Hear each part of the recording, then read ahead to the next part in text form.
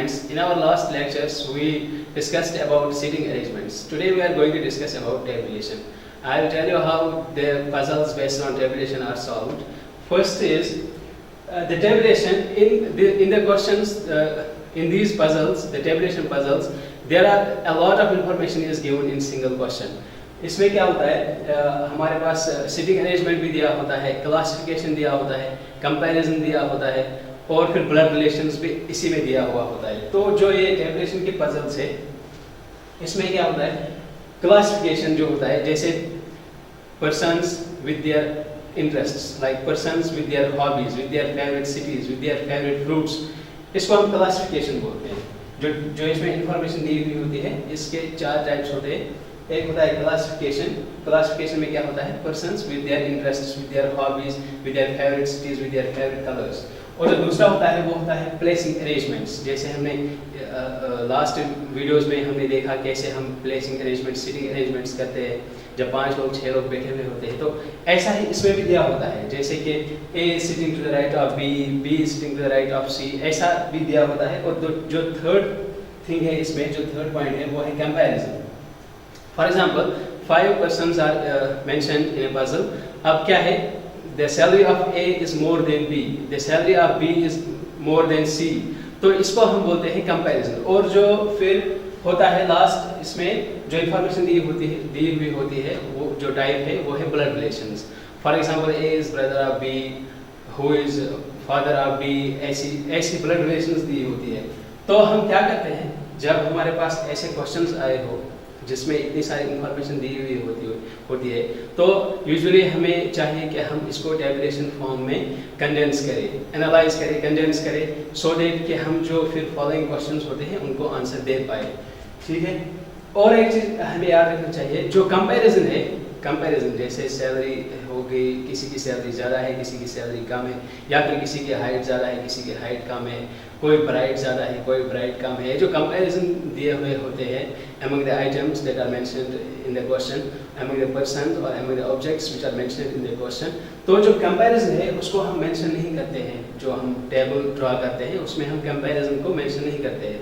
दूसरी चीज़ जो हम मेंशन नहीं करते हैं टेबल में, जो हम टेबल बनाते हैं वो है ब्लड रिलेशंस. जो ब्लड रिलेशंस होती है उनको भी हम टेबुलेशन फॉर्म में मेंशन नहीं करते. यूजुअली हम क्या करते हैं, जो favourite cities, favourite colours, favourite actors, ऐसी इंटरेस्ट्स, हॉबीज, इनको हम टेबुलेशन फॉर्म में ड्रा करते हैं और फिर इंफॉर्मेशन को कंडेंस करते हैं, एनालाइज करते हैं और फिर क्वेश्चंस का आंसर देते हैं. तो हमें क्या चाहिए, थोड़ा care must be taken about the punctuation marks. कहाँ पे कॉमा है, कहाँ पे फुल स्टॉप है, इन छोटी छोटी चीज़ों से बहुत ज़्यादा फर्क पड़ता है क्वेश्चन में. हमारा क्वेश्चन गलत हो सकता है अगर हमने किसी कॉमा को अवॉइड किया, अगर हमने उस पर कंसंट्रेट नहीं किया. अब हम कुछ क्वेश्चंस करेंगे. देखिए ये टेबुलेशन का क्वेश्चन है. इसमें क्या है, P, Q, R, S, T, V and W are the 7 members of the family. There are 3 female members. Each of them has a different profession: lawyer, chartered accountant, engineer. इसको हम classification बोलते हैं. जो मैं अभी बोल रहा था, टेबुलेशन में 4 टाइप्स ऑफ इंफॉर्मेशन दी हुई होती है, क्लासिफिकेशन, कंपैरिजन, ब्लड रिलेशंस दी हुई होती है. और देखें यहाँ पे जो ये है इसको हम बोलते हैं क्लासिफिकेशन. क्लासिफिकेशन क्या है, 4 देयर आर 7 मेंबर्स. इनके ये जो प्रोफेशन है, लॉयर है, चार्टर्ड अकाउंटेंट है, इंजीनियर है, टीचर है, डॉक्टर है, आर्किटेक्ट है, फार्मासिस्ट है.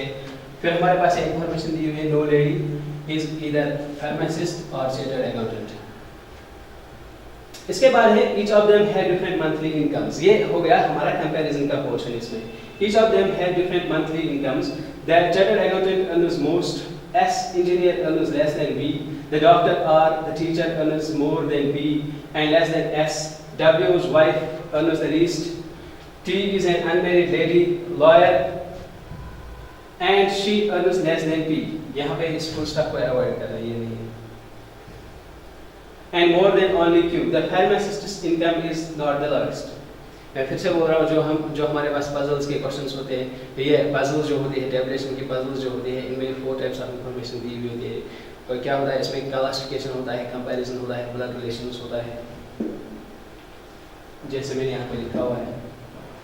क्लासिफिकेशन होती है जिसमें persons, objects, items with their favourite colours, with their favourite cities, with their favourite fruits, इसको हम क्लासिफिकेशन बोलते हैं. दूसरा जो होता है प्लेसिंग अरेंजमेंट्स होता है, सिटिंग अरेंजमेंट्स होता है। जैसे हमने सिटिंग अरेंजमेंट्स पे लास्ट वीडियोस में क्वेश्चंस किए, तो इसमें भी हो सकता है कि हमारे पास पजल दी हुई है टेबुलेशन की, जिसमें इतनी सारी इंफॉर्मेशन दी हुई है about their salaries, about their favourite colours, और जो इंफॉर्मेशन दी हुई है in addition to their salaries and their in addition to their classification, in addition to their favorite cities, favorite colors and their salaries, the information may be also given about their place sitting arrangements, placing arrangements. तो ये placing arrangements comparison जो होता है, comparison में क्या होता है, किसी की सैलरी ज़्यादा है, किसी की सैलरी कम है, किसी की हाइट ज़्यादा है, किसी की हाइट कम है, और फिर ब्लड रिलेशंस। जब इतनी सारी इंफॉर्मेशन हमारे पास एक ही क्वेश्चन में दी हुई हो तो हमें समझना चाहिए कि ये टेबुलेशन का क्वेश्चन है, ये जो पजल है ये टेबुलेशन की पजल है। अब हम इसको कैसे सॉल्व करते हैं वो मैं बोलूँगा आपको। इसमें एक चीज़ हमें ख्याल रखना है, जो कंपैरिजन है, जो कंपैरिजन की ये इंफॉर्मेशन दी हुई है क्वेश्चन में जिसको हम एनालाइज करेंगे, या फिर जो ब्लड रिलेशंस की जो इंफॉर्मेशन दी हुई है, जब हम टेबल ड्रा करेंगे उसमें हम कंपैरिजन और ब्लड रिलेशन को मेंशन नहीं करेंगे, उसमें हम सिटिंग अरेंजमेंट्स को भी मेंशन नहीं करेंगे। सिटिंग अरेंजमेंट्स हम डिफरेंट अलग से बनाएंगे, ये कंपैरिजन हम अलग से ड्रा करेंगे, और जो इनकी ब्लड रिलेशंस है वो भी हम अलग से ड्रा करेंगे। तो फिर हम टेबल में क्या ड्रा करते हैं, persons, objects and the classification, their favorite cities, their favorite colors. Only that much of information should be described in a table, in a tabular form. तो और जो लास्ट चीज़ जो हमें याद रखना है, ये दो चीज़ें हमें याद रखनी है। जो लास्ट चीज़ है जो जिसका हमें ख्याल रखना है वो है thorough care must be taken about the punctuation marks. जो ये वाले क्वेश्चन है इसमें पंक्चुएशन मार्क्स का एक बहुत अहम रोल होता है। कहीं पे अगर हमने कॉमा को अवॉइड किया या फुल स्टॉप को अवॉइड किया तो मान लीजिए क्वेश्चन हमारा गलत हो जाएगा। अब हम क्वेश्चन देखेंगे तो हम देखेंगे कि हम इनको ऐसे क्वेश्चन को सॉल्व कैसे करते हैं। ये हमारा क्वेश्चन है, इसमें 7 लोग हैं, इनके डिफरेंट प्रोफेशन से, और फिर कंपैरिजन दिया हुआ है, कोई सैलरी ज़्यादा, किसी की सैलरी ज़्यादा है, किसी की सैलरी कम है। पहले हम कंपैरिजन वाला पोर्शन करेंगे। जैसे मैंने बोला टेबल ड्रा करने से पहले या टेबल ड्रा करने के बाद भी बना सकते हैं, ऐसा ज़रूरी नहीं है, लेकिन मैं यहाँ पे प्रेफर करता हूँ मैं पहले कंपैरिजन का वो डिफाइन करूँगा, डिस्क्राइब करूँगा क्या है जो सैलरी का है। तो क्या लिखा है, the chartered accountant earns most, CA earns most, ये कंपैरिजन है जो इसमें है, इस क्वेश्चन में जो दिया हुआ है कंपैरिजन, CA अर्न्स मोस्ट। इसके बाद क्या है, S engineer earns less than V, जो S है वो V से कम कमाता है, इसकी जो मंथली सैलरी है वो V से कम है। इसके बाद क्या है, R the teacher earns more than P, जो R है वो P से ज्यादा कमाता है। एंड लेस देन S, लेकिन S से कम कमाता है। T is an unmarried lady lawyer and she earns less than P, अब जो T है ये P से कम कमाती है, T जो है वो P से कम कमाती है। And more than only Q, the pharmacist's income is not the lowest। अब जो है यहाँ पे जो T है, हमारे पास T आ गया, ये P से कम कमाता है, जो P है वो R से कम कमाता है, जो R है वो S से कम कमाता है, लेकिन S खुद V से कम कमाता है, तो यहाँ पे V आएगा। तो हमारे आउट ऑफ 7 मेंबर्स हमने 1 2 3 4 5 को डिटरमाइन किया, और यहाँ पे लिखा हुआ है P and more than only Q, जो T है ये Q से भी ज़्यादा कमाता है, यानी Q यहाँ पे आएगा। जब Q T से कम कमाता है तो इसका मतलब खुद ही हो गया T से भी कम कमाता है, R से भी इसकी सैलरी कम है, इन कंपैरिजन टू S भी इसकी सैलरी कम है, और विद रेस्पेक्ट टू V भी इसकी सैलरी कम है। तो अब हमारे पास कौन बचता है, the chartered accountant earns the most, तो यहाँ पे आएगा चार्टर्ड अकाउंटेंट। हमने ये जो क्वेश्चन है पजल जो है ये टेबुलेशन की, इसमें क्या है, इसमें पहले क्लासिफिकेशन दी हुई है, 7 members are there with their professions, और जो दूसरा है इसमें कंपैरिजन दिया हुआ है, इनकी मंथली इनकम्स का कंपैरिजन दिया हुआ है। पहले मैंने कंपैरिजन ड्रा किया, पहले हमने टेबुलेशन फॉर्म में इस इंफॉर्मेशन को कंडेंस नहीं किया, पहले मैंने कंपैरिजन देखा कौन कितना कमाता है, Q T से कम कमाता है, T P से कम, ये सब इस क्वेश्चन में दिया हुआ है, और हमने यहाँ पे ये हमारा ये बन गया कंपैरिजन का कि CA जो है वो सबसे ज़्यादा कमाता है। अब V भी आ गया, S भी आ गया, R भी आ गया, P भी आ गया, T भी आ गया, Q भी आ गया, लेकिन W नहीं आया। इसका मतलब हो गया कि CA जो है वो W है। ये हमारा कंपैरिजन बन गया। यहाँ से हमें ये पता चला कि जो W है वो चार्टर्ड अकाउंटेंट है और वो V से ज़्यादा कमा रहा है, S से ज़्यादा कमा रहा है, R से भी, P से भी, T से भी और Q से भी। जो Q है वो सबसे कम कमा रहा है। अब हम इसी इंफॉर्मेशन को टेबल में शो करेंगे। जो इनकी क्लासिफिकेशन है, जो ये 7 मेंबर्स है, इनके जो प्रोफेशन है, उसको हम टेबुलर फॉर्म में यूज करेंगे, मतलब टेबुलर फॉर्म में डिफाइन करेंगे। फिर हम क्वेश्चंस जो होंगे उनको आंसर करेंगे। यहाँ तक हमने कंपैरिजन को देखा। In this question, we have already described, we have made the arrangement for the comparison of their salaries, who earns more and who earns the least. Here Q earns the least and CA earns the most, which is chartered accountant W. Now we are going to describe the information in a tabular form. ऐसे हम इसका table बनाएंगे। ये हो गए persons, ये हो गया इनका profession,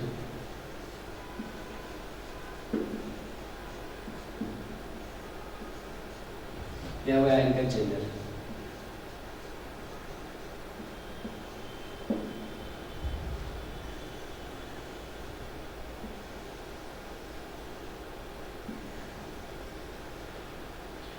we are given the information about 7 persons, 7 members of the family: P, Q, R, S, T, V, and W.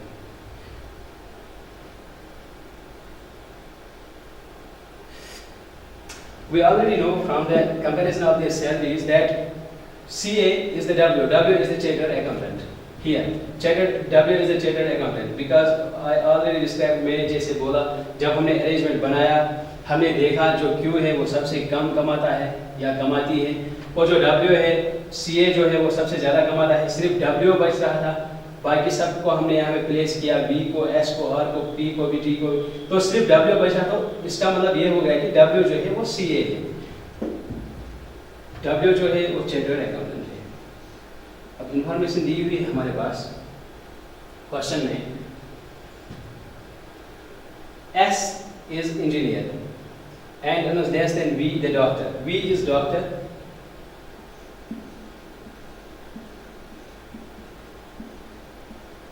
S is engineer.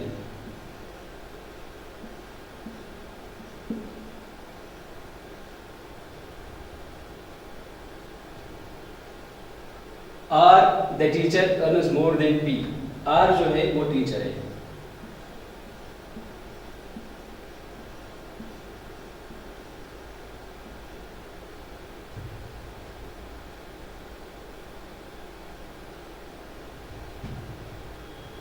T is an unmarried lady lawyer. T जो है वो lawyer है।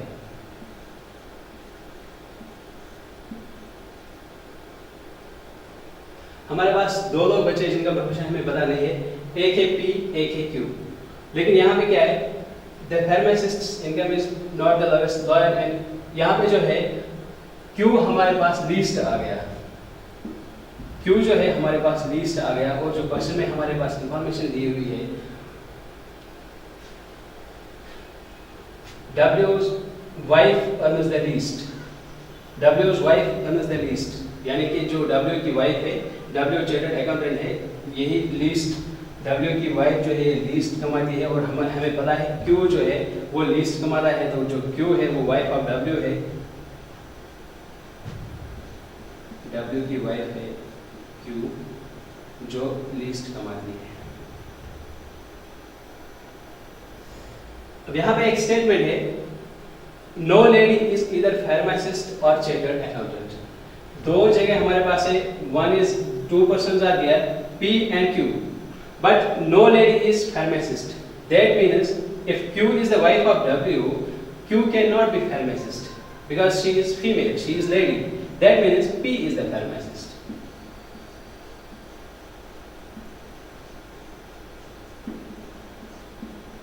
मैं फिर से इस चीज़ को बोलूँगा, मैं फिर से इस चीज़ को रिमाइंड करूँगा। जो हमने सैलरी का कंपैरिजन जहाँ पे हमने किया, वहाँ पे हमें ये पता चला जो CA है, चार्टर्ड अकाउंटेंट जो है वो सबसे ज़्यादा कमाता है।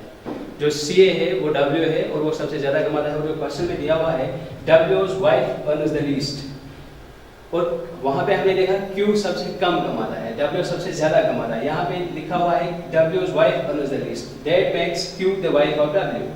तो इससे हमें ये पता चला कि जो Q है वो W की वाइफ है।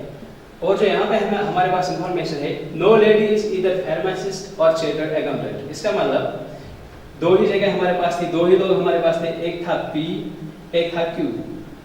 फार्मासिस्ट या तो P को जाना था या तो Q को जाना था, लेकिन दिया हुआ है कि लेडी फार्मासिस्ट नहीं है। इसका मतलब फार्मासिस्ट किसको जाएगा? P को। अब जो Q का प्रोफेशन है, सारे प्रोफेशंस आ गए, सिर्फ Q का प्रोफेशन हमें पता नहीं है। तो Q का प्रोफेशन क्या है? फार्मासिस्ट आ गया, टीचर आ गया, इंजीनियर आ गया, लॉयर भी आ गया, डॉक्टर आ गया, चार्टर्ड अकाउंटेंट आ गया, और हमारे पास सिर्फ बचता है architect. That means Q is the architect. Genders के बारे में हमें इतना पता है, जो Q है ये फीमेल है, क्योंकि वाइफ है W की। W जो है ये मेल है।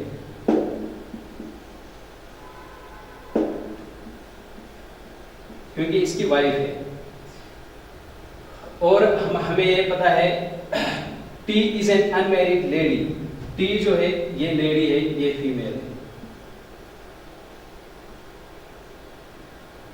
और हमें ये भी पता है कोई लेडी फार्मासिस्ट नहीं हो सकती, और P फार्मासिस्ट है तो ये मेल है। For the rest of the 3 persons we don't know their gender, तो ये या तो फीमेल हो सकते हैं या तो मेल हो सकते हैं।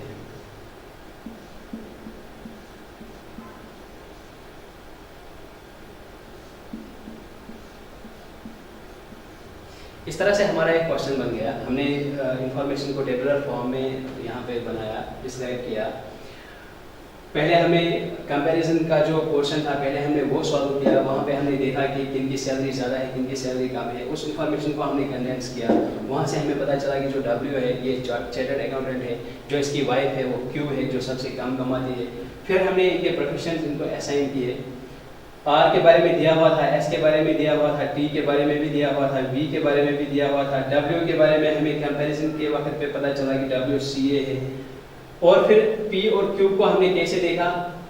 No pharmacist is lady and Q is lady, that means P is pharmacist. अब एक ही प्रोफेशन बचा था जो कि Q को हमने असाइन किया, दैट वाज आर्किटेक्ट। इस तरह से हमने एक क्वेश्चन बनाया। अब हम इसके ऊपर जो क्वेश्चंस पूछे गए हैं, अब हम उनको सॉल्व करेंगे। अब जो क्वेश्चंस है इसके ऊपर जो हमने ये अरेंजमेंट बनाया, इसका जो क्वेश्चंस है वो ये है, हु अर्न्स द लीस्ट, सबसे कम कौन कमाता है। यहाँ पे हमने देखा Q अर्न्स द लीस्ट, तो इसका आंसर जो है इस वाले क्वेश्चन का Q होगा। Q earns the least. What is P's profession? P का प्रोफेशन क्या है? P is pharmacist. P is pharmacist. Teacher नहीं है, लॉयर नहीं है, can not be determined, it can be determined and we already have determined it. P is pharmacist. और जो है how many members earn less than doctor? Doctor कौन है? Doctor है V। V से कम कितने लोग कमाते हैं? V से कम 1, 2, 3, 4 और 5। S, R, P, T, Q ये लोग V से कम कमाते हैं। तो इसका आंसर आएगा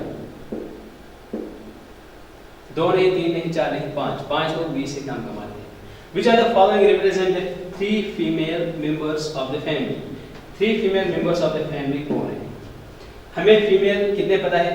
एक फीमेल हमें यहाँ पे पता है और एक फीमेल हमें यहाँ पे पता है।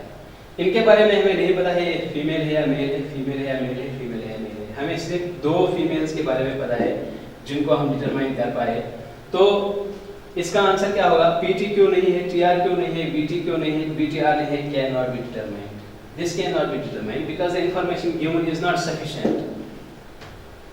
तो इस तरह से हमने ये क्वेश्चन सॉल्व किया। इसको हमने ड्रॉ किया, हमने कंपैरिजन को अलग से ड्रॉ किया, और जो हमारा टेबुलेशन का जो पार्ट था जिसमें क्लासिफिकेशन थी और जो पर्सन्स दिए हुए थे उसको हमने अलग से ड्रॉ किया। तो इस तरह से हम ऐसे ये क्वेश्चन सॉल्व करते हैं। अब हम एक और क्वेश्चन देखेंगे।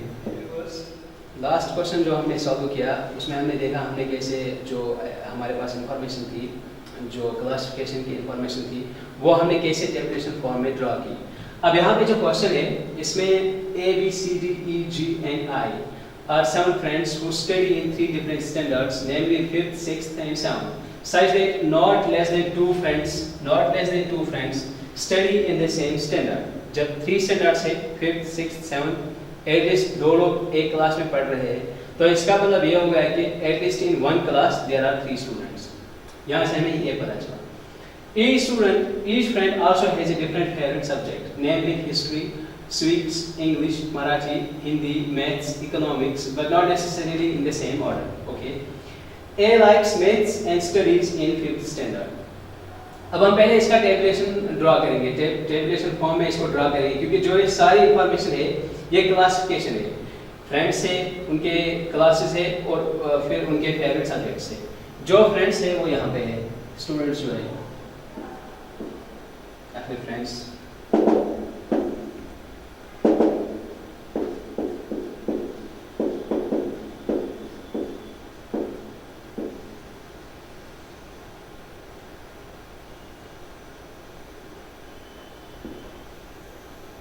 फ्रेंड्स है A, B, C, D,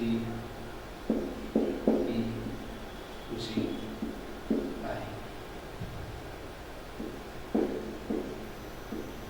इसको हम क्लास रखेंगे स्टैंडर्ड. 5th होगा कोई, 6th होगा, 7th होगा, इसको हम इस वाले कॉलम में ड्रा करेंगे और जो सब्जेक्ट्स हैं वो यहाँ पे है.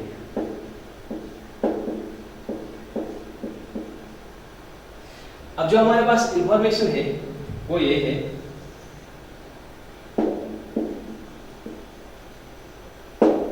A likes maths and study in 5th standard. A जो है ये 5th में है, मैथ्स इसको पसंद है. A 5th maths.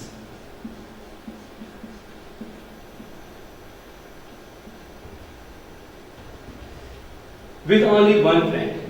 With only one friend. Only का मतलब हो गया इसके साथ सिर्फ एक और फ्रेंड इसका है, तो इसका मतलब हो गया जो 5th है, 5th में सिर्फ 2 लोग हैं, 5th में सिर्फ 2 लोग पढ़ते हैं. Because A studies in 5th standard and he has only one friend who likes Marathi. जो A के साथ एक और बंदा जो है इसके साथ जो इसका फ्रेंड है उसको मराठी पसंद है, वो भी 5th में पढ़ता है, उसको मराठी पसंद है, वो 5th में पढ़ता है और सिर्फ ये 2 लोग 5th में पढ़ते हैं. फिर क्या है, I studies with 2 other friends. Both the friends who study with I like languages, Hindi, English और मराठी. जो I है ये ऐसे क्लास में पढ़ता है, या तो 6th में पढ़ता है या तो 7th में पढ़ता है, लेकिन ऐसे क्लास में पढ़ता है जिसमें 3 लोग पढ़ते हैं, एक I and his 2 friends. और जो इसके 2 फ्रेंड्स है उनको लैंग्वेज पसंद है, हिंदी, इंग्लिश और मराठी. अगर किसी को हिंदी पसंद होगी दूसरे को इंग्लिश पसंद होगी. अगर किसी को, अब यहाँ पे एक चीज़ देखने की बात है, जो मराठी है वो ऑलरेडी हमारा 5th में आ गया यहाँ पे, क्योंकि फर्स्ट स्टेटमेंट से A likes maths and study in the 5th standard with only one friend who likes Marathi. तो मराठी वाला जो स्टूडेंट है वो ऑलरेडी 5th में है. जो I के और 2 फ्रेंड्स है उनको हिंदी और इंग्लिश पसंद है. अब D studies in the 6th. D जो है 6th में पढ़ता है with one person and does not like civics with only one person. जब हमारे पास यहाँ पे इंफॉर्मेशन है कि D studies in 6th with only one person, इसका मतलब हो गया जो 6th में भी है सिर्फ 2 लोग ही पढ़ते हैं, तो जो 3 लोग हैं वो 7th में पढ़ते हैं. तो I जो है ये 7th में पढ़ता है.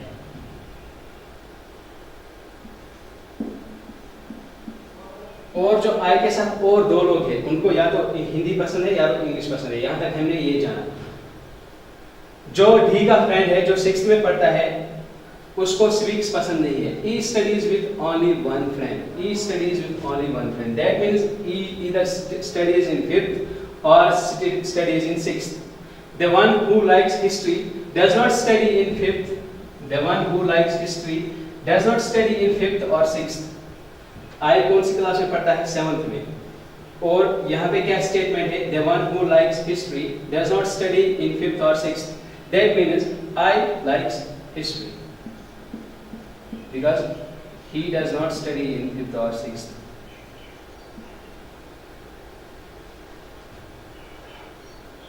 यहाँ पे आप लोग ये भी पूछ सकते थे कि why only I? because other students are here, why don't they like history? देखिए यहाँ पे एक स्टेटमेंट ये है कि जो 7th में पढ़ते हैं सिर्फ आई है, जो और दो लोग हैं, एक को हिंदी पसंद है, एक को इंग्लिश पसंद है, तो सिर्फ एक चीज बचती है वहां पे आई के लिए, वो है हिस्ट्री, क्योंकि जो दो फ्रेंड्स हैं उनको या तो हिंदी पसंद है या तो इंग्लिश पसंद है, तो जो आई का फेवरेट सब्जेक्ट है वो हो गया history. She does not like Hindi, English और सिविक्स। अब जो सी है इसको हिंदी भी पसंद नहीं है, इसको इंग्लिश भी पसंद नहीं है, इसको सिविक्स भी पसंद नहीं है। जब इसको हिंदी और इंग्लिश पसंद नहीं है तो इसका मतलब हो गया कि जो सी है वो 7th में नहीं पढ़ता है, क्योंकि जो 7th में पढ़ता है उनको हिंदी, इंग्लिश और हिस्ट्री पसंद है। और जो इसको सिविक और 5th में कौन कौन पढ़ता है, एक तो मैथ वाला, एक तो मराठी वाला, तो इसका मतलब ये हो गया यहाँ पे जो सी है वो 6th में पढ़ता है।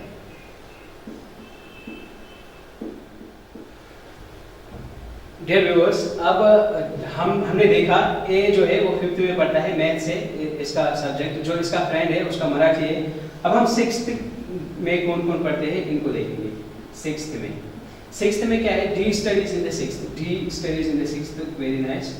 ई के बारे में क्या है, E studies with only one friend, the one who likes history does not study in 5th और 6th। E does not like languages, E does not like language, इसका मतलब है E does not like Marathi, E does not like Hindi, E does not like English, and history is already occupied by I, so that means for E there is only one language left, and that is, यहाँ पे एक और चीज है, जो 5th में पढ़ता है वो उसको मराठी पसंद है, जो E है इसको कोई लैंग्वेज पसंद नहीं है, तो इसका मतलब है कि जो E है वो 6th में पढ़ता है, और जो इसका फेवरेट सब्जेक्ट है वो है civics.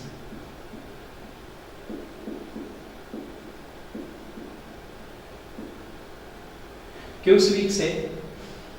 Because she does not like civics. जो 7th में पढ़ते हैं उनको हिंदी, इंग्लिश, मराठी या तो हिस्ट्री पसंद है, जो 5th में पढ़ते हैं उनको मैथ और मराठी पसंद है, तो ई के लिए सिर्फ एक ही क्लास बचता है 6th, और एक ही सब्जेक्ट बचता है सिविक्स।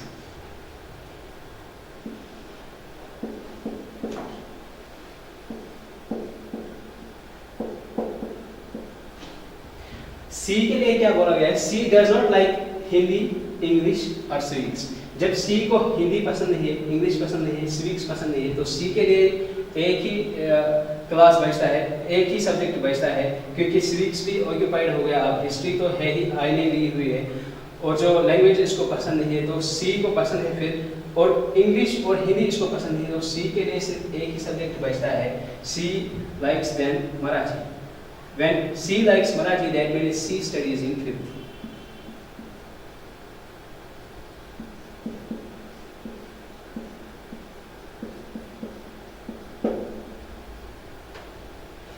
अब जो G और B है, 5th में 2 लड़के हैं वो आगे, 6th में 2 स्टूडेंट्स हैं वो आगे, 7th में I था, अब B और G जो है, चूंकि 7th में 3 स्टूडेंट्स पढ़ाई करते हैं, तो G जो है ये भी 7th में होगा, और जो B है ये भी 7th में होगा। डियर व्यूअर्स, B अब 7th में है, G भी 7th में है। जब B 7th में है, जो 7th में पढ़ते हैं, I studies with 2 friends. Both the friends who study with I like languages, Hindi, English और मराठी। अब मराठी 5th में है, B को या तो हिंदी पसंद है या फिर इंग्लिश इसका सब्जेक्ट है, और जो जी है इसको भी या तो हिंदी सब्जेक्ट है इसका या फिर इंग्लिश। सब्जेक्ट एक बचा और यहाँ पे सिर्फ डी बचा। सब्जेक्ट्स में हमारे पास अब इकोनॉमिक्स है, तो जो इकोनॉमिक्स है वो डी हो जाएगा।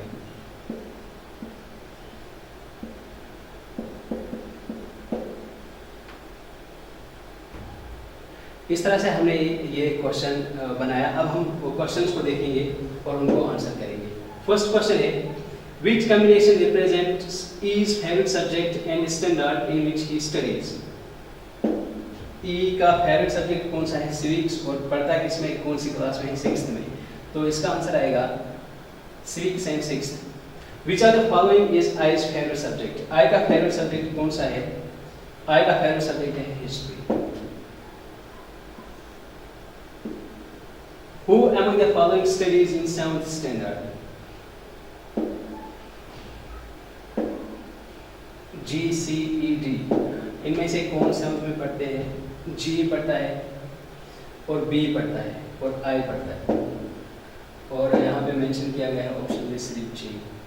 Which of the following combination is definitely correct? I and Hindi. I and history is correct, but not I and Hindi. G and English. G and English is not correct because for G there are two options, either English or Hindi. C and Marathi, this is the correct. B and Hindi, again incorrect. E and economics, again incorrect because for E there is civics and for B there is either English or Hindi. और जो last question है, which of the subjects does G like? Either maths or Marathi, either Hindi or English. This is the correct answer because G likes either Hindi or English. इस तरह से हमने questions किए जो tabulation पे based थे. अब हम अपने नेक्स्ट वीडियो, जो हमारा नेक्स्ट वीडियो होगा, उसमें हम बैंकिंग के जो प्रीवियस ईयर क्वेश्चंस है टेबलेशन पे जो पूछे गए होंगे उन पे हम वीडियो बनाएंगे. Thank you very much for staying with us. Stay healthy, stay cool. Channel को लाइक कीजिए, सब्सक्राइब कीजिए और वीडियो को शेयर कीजिए.